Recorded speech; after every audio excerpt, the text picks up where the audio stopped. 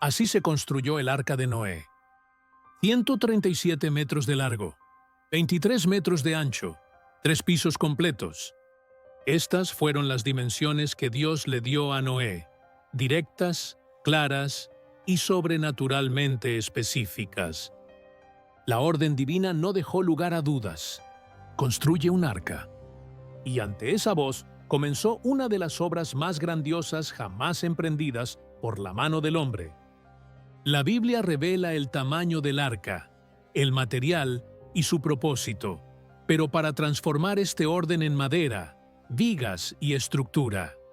Noé tuvo que enfrentar desafíos gigantescos, desafíos que el texto no detalla, pero que cualquier constructor de la época comprendería.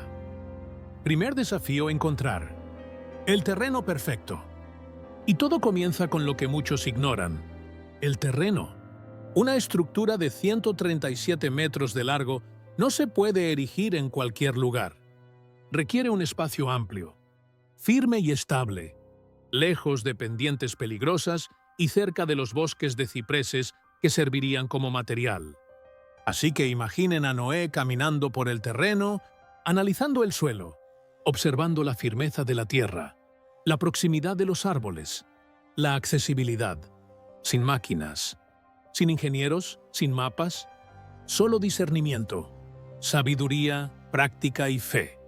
Y cuando encontró el lugar ideal, comenzó la primera etapa, y fue todo menos gloriosa. Quitar piedras grandes, arrancar raíces profundas, nivelar cada metro, compactar la tierra para soportar toneladas de madera, todo con herramientas sencillas, pero con una determinación impulsada por la palabra. La humedad del mundo antediluviano. Pero había algo que hacía el trabajo aún más desafiante en el mundo antediluviano: la humedad constante que subía de la tierra. La Biblia explica que una niebla subía de la tierra e irrigaba toda la superficie del suelo.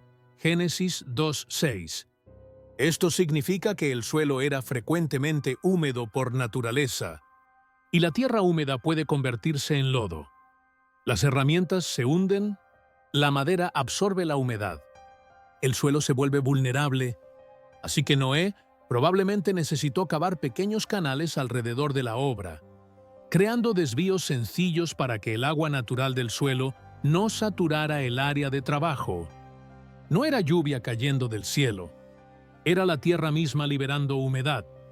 Mientras lo hacía, la gente pasaba observando. Algunos reían, otros susurraban. ¿Qué sentido tenía preparar un terreno tan gigantesco? Pero Noé no respondió, porque no construía según la lógica humana. Construía según la instrucción divina. La recolección de la madera. Y cuando el terreno finalmente se volvió firme, plano y seco, se le presentó un nuevo reto: reunir madera para una estructura colosal. La Biblia dice: haz el arca de madera de ciprés. Y los cipreses no eran troncos pequeños, eran árboles enormes, robustos y pesados, ideales para una obra de esa magnitud. Talar un árbol así con herramientas rudimentarias requería fuerza, paciencia y persistencia. Talar cientos era un proceso que exigía disciplina diaria, golpe tras golpe, tronco tras tronco. Noé y sus hijos trabajaron hasta que el estruendo del árbol, al caer, resonó por el bosque. Pero el trabajo no terminó ahí. Mover un tronco gigante a la obra requería técnica, sin ruedas, sin suficientes animales, sin máquinas. La solución fue la misma que usaban los pueblos antiguos: rodillos de madera. Se colocaban troncos más pequeños debajo del tronco más grande, con cuerdas y palancas. Giraban lentamente, moviendo toneladas de madera unos pocos metros a la vez. A medida que el tronco avanzaba, los rollos traseros se movían hacia adelante, lento, agotador y arriesgado. Pero cada tronco transportado era un paso más en la construcción de lo que Dios había ordenado. Y Noé continuó, porque quien recibe instrucción de Dios no obra según lo que ve, sino según lo que cree. Y mientras todo esto sucedía, los habitantes de los alrededores presenciaron esta actividad inusual. hombres transportando enormes troncos hacia un terreno gigantesco. Era natural que muchos se burlaran, que otros dudaran, pero nada de eso detuvo a Noé, porque él no trabajaba motivado por ojos humanos, sino por la instrucción que venía de Dios. Construcción de la estructura la quilla. A medida que la madera se acumulaba en el terreno, llegó el momento de comenzar la parte más compleja de toda la obra. No solo cortar y transportar, sino erigir una estructura colosal que tendría que mantenerse firme durante la mayor tormenta de la historia de la humanidad.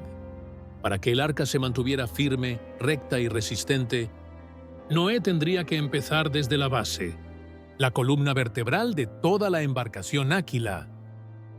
La Biblia no describe el proceso, pero cualquier constructor de la antigüedad lo entendería. Una estructura de este tamaño requería una viga central extremadamente larga y robusta, capaz de soportar todo el peso del casco, las 3 cubiertas y las toneladas de carga que vendrían después. Pero había un detalle imposible de ignorar. Ningún árbol, por grande que fuera, alcanzaría los 137 metros de longitud. Esto significaba que Noé necesitaba unir varias vigas gigantes, tronco tras tronco, creando una línea continua, recta y sólida. Una tarea que exigía técnica, precisión y paciencia. Estas vigas se cortaban y se ajustaban con uniones de madera, algo conocido desde las civilizaciones más antiguas. Sistemas masculinos y femeninos, que bien hechos, se volvían tan firmes como estructuras enteras. Y para asegurar estas uniones, se insertaban estacas y clavijas de madera noble, creando puntos de unión lo suficientemente fuertes como para mantener todo unido en tormentas violentas. Levantamiento de las costillas del arca.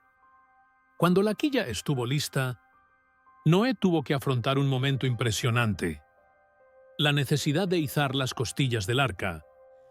Las costillas eran vigas arqueadas que se elevaban desde los costados y daban forma al casco. Las costillas debían ajustarse con precisión. Por lo tanto, Noé y sus hijos hicieron lo que los constructores antiguos dominaban a la perfección: crearon uniones a medida y cuidadosamente talladas que permitían que las vigas se inclinaran y arquearan de forma natural al fijarse a la quilla. Y a medida que estas costillas se elevaban junto a la quilla, la forma del arca finalmente comenzó a emerger ante sus ojos. Ahora imaginen la escena: enormes y pesadas vigas levantadas mediante palancas, gruesas cuerdas y pura fuerza humana. Noé y sus hijos tirando, ajustando, corrigiendo ángulos, vigilando cada centímetro. Porque si una costilla se inclinaba demasiado, toda la estructura perdería el equilibrio. Por eso probablemente usaron cuerdas estiradas de extremo a extremo como guías. Usaron piedras como plomadas para asegurar la verticalidad y repitieron el proceso decenas de veces. Cuando el esqueleto del arca comenzó a tomar forma, el espectáculo debió ser impresionante. Una gigantesca estructura de madera emergiendo donde nunca había habido mar del tamaño de un edificio moderno, pero construida solo con herramientas sencillas y manos humanas. El sellado del arca con betún.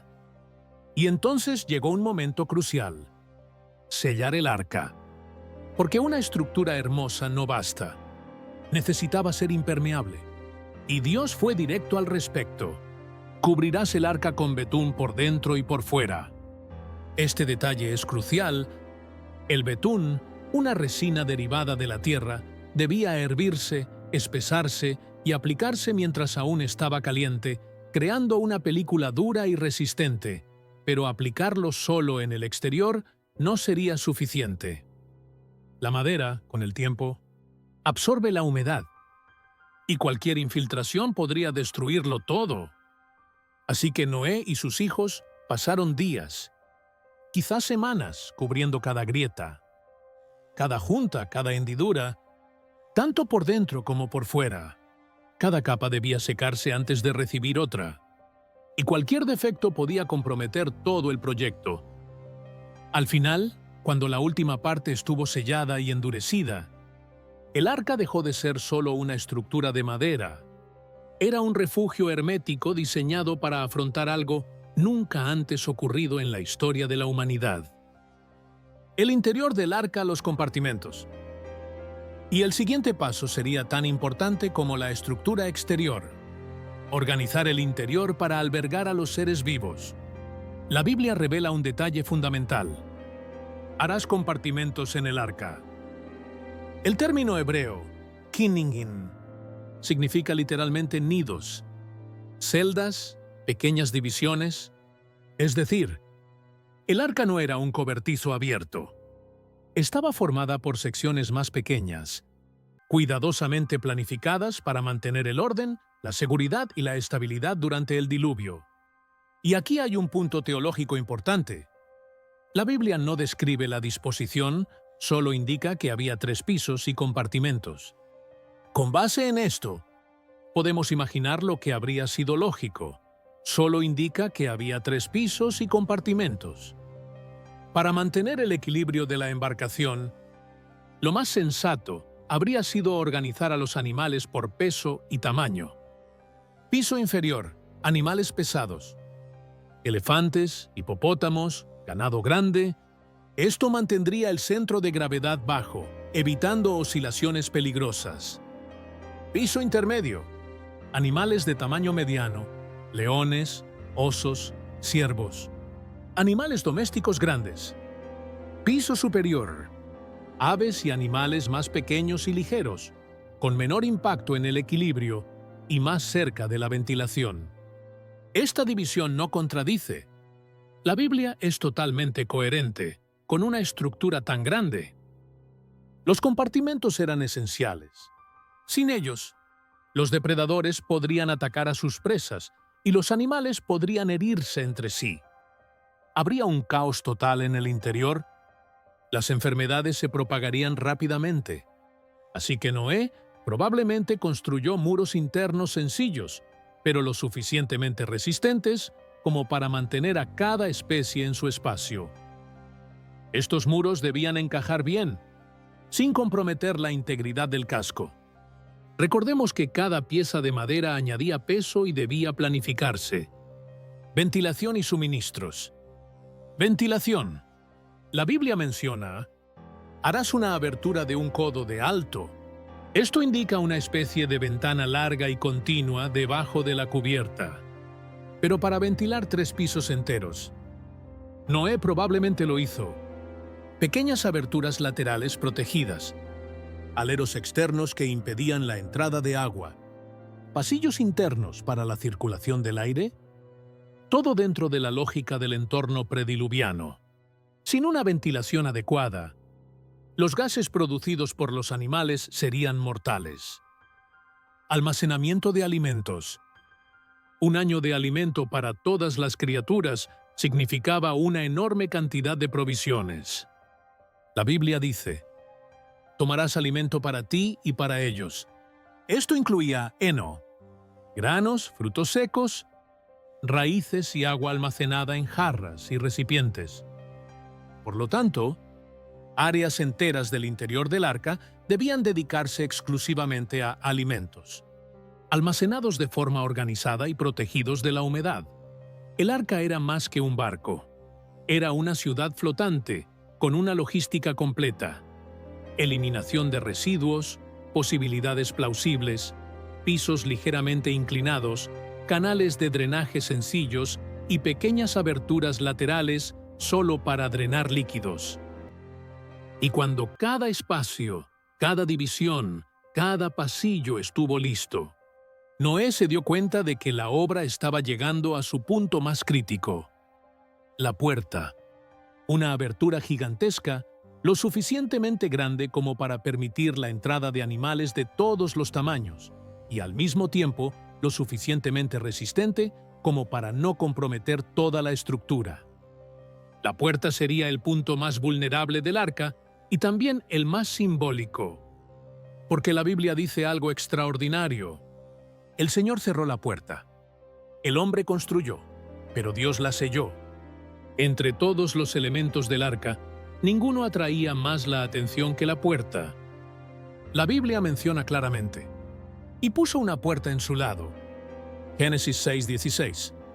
Para evitar que la enorme abertura comprometiera la estructura, Noé probablemente instaló vigas gruesas alrededor del marco, refuerzos diagonales, juntas fuertes y profundas, y madera de alta resistencia en los bordes, todo para asegurar que la puerta no se derrumbara.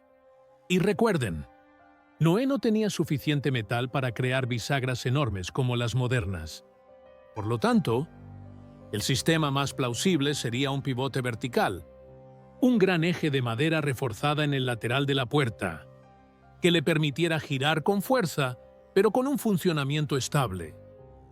Aquí hay un valioso punto teológico. La Biblia dice: y el Señor cerró la puerta. Génesis 7:16. Es decir, Noé construyó, Dios selló. Los preparativos finales. Antes de que llegaran los animales, Noé ciertamente caminó por el interior del arca, probando vigas, comprobando si la brea se había endurecido por completo, buscando grietas, reforzando las nervaduras, evaluando el peso de las provisiones ya cargadas, escuchando los sonidos de la madera comprimida. En las grandes estructuras de madera, la madera habla, cruje, se asienta y se adapta. Y Noé, con la experiencia adquirida durante años de construcción, sabría si algo andaba mal. Y entonces, algo sobrenatural sucedió. La Biblia es explícita. Los animales llegaron a Noé. No fueron capturados, no fueron obligados a venir, no llegaron al azar. Vinieron. Parecía un movimiento orquestado, como si una mano invisible guiara a cada especie. Imaginen la escena: parejas de animales emergiendo de los árboles, pájaros aterrizando cerca de la entrada, criaturas salvajes caminando tranquilamente junto a sus presas, reptiles arrastrándose en la dirección exacta, crías siguiendo instintos que no habían aprendido, y cada una colocándose en orden, sin caos, sin confusión, sin ataques. Fue una prueba de que esto no era solo un proyecto humano, era un acto divino que ocurría ante los ojos de la familia de Noé. Cuando todos entraron, animales, pájaros, reptiles, Noé, su esposa, sus 3 hijos y sus nueras, y entonces 8 personas más entraron al arca. Y así se completó la obra. La fe había sido obedecida. Y ahora comenzaba la parte más desafiante. ¿Cómo Noé y su familia sobrevivieron dentro del arca durante los días del diluvio? Con la puerta cerrada por la propia mano de Dios. Un silencio diferente llenó el arca. Afuera, el mundo continuaba como si nada hubiera sucedido. Adentro, todo estaba listo. Los animales fueron acomodados. Los compartimentos organizados. La comida almacenada. La estructura sellada y firme. Fue el comienzo de algo que nunca había sucedido en la historia de la humanidad. La Biblia describe este momento con palabras solemnes. En el año 600 de la vida de Noé, todas las fuentes del gran abismo brotaron y las compuertas de los cielos se abrieron. Génesis 7:11. Esto indica las aguas subterráneas explotando a la superficie, presiones internas liberadas, gigantescos volúmenes de agua brotando con fuerza, terremotos y profundas rupturas en la tierra. La familia de Noé sintió temblar el arca, no por el agua de arriba, sino por el violento movimiento de la tierra de abajo. El primer día de lluvia en la historia. Entonces, ocurrió algo aún más extraordinario. Se abrieron las compuertas del cielo. Fue la primera lluvia de la historia y no una lluvia cualquiera. Gotas gruesas, cada vez más fuertes, un ruido ensordecedor sobre la madera.